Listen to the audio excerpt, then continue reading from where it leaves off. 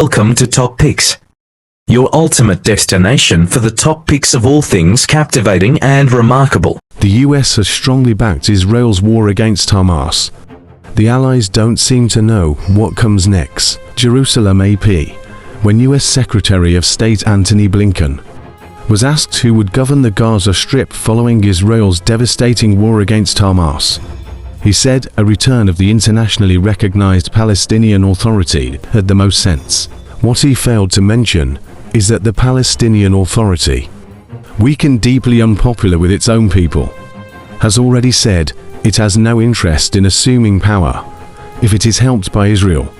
Blinken's comments Tuesday reflected what some analysts see as the questionable assumptions and short-term thinking that have guided American and Israeli policymakers since Israel declared war in response to Hamas October 7th cross-border attack, in which its militants killed more than 1,400 people and took roughly 240 others hostage. With strong American backing, Israel has defined two clear goals: bringing home all of the hostages and destroying Hamas, the Islamic militant group that has governed Gaza since ousting the Palestinian Authority in 2007. Even if these hard-to-achieve goals are realized, neither Israel or the US appears to have given much thought to what would come next for Gaza.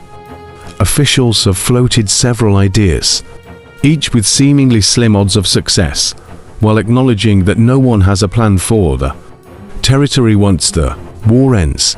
Everybody is united that Hamas can't be there. Israeli Cabinet Minister Ron Dermer, a close confidant of Prime Minister Benjamin Netanyahu, told reporters over the weekend. Beyond that, he said, there's a lot of ideas that are out there, but it's premature to discuss it now. Speaking at a US Senate hearing, Blinken said there could be no return to Hamas rule of Gaza.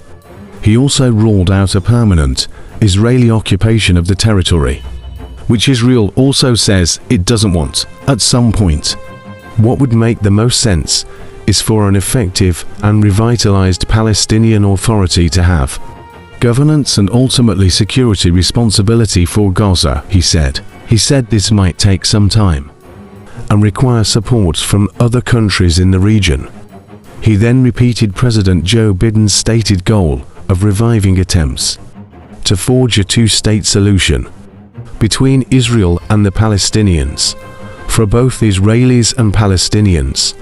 This seems out of the question.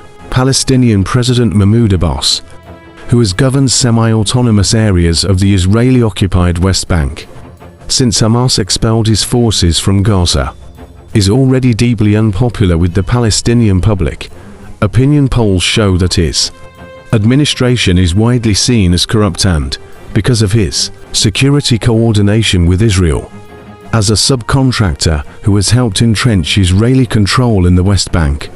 Netanyahu has repeatedly rebuffed efforts to restart a diplomatic process, further weakening Abbas.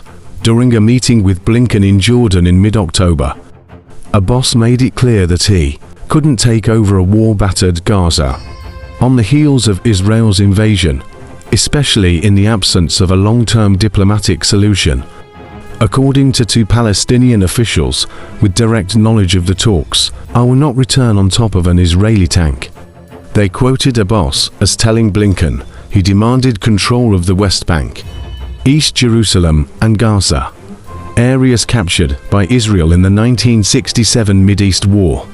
In the context of establishing a Palestinian state, the officials spoke on condition of anonymity because they were discussing a closed diplomatic meeting.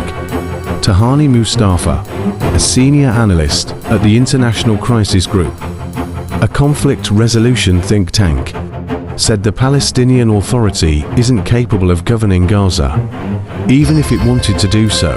She said the authority, established 30 years ago with the goal of leading the Palestinians to independence, has been reduced to a service provider, incapable of providing basic services or security to its people in the shadow of Israel's overall control of the territory. It's devoid of any political substance, she said.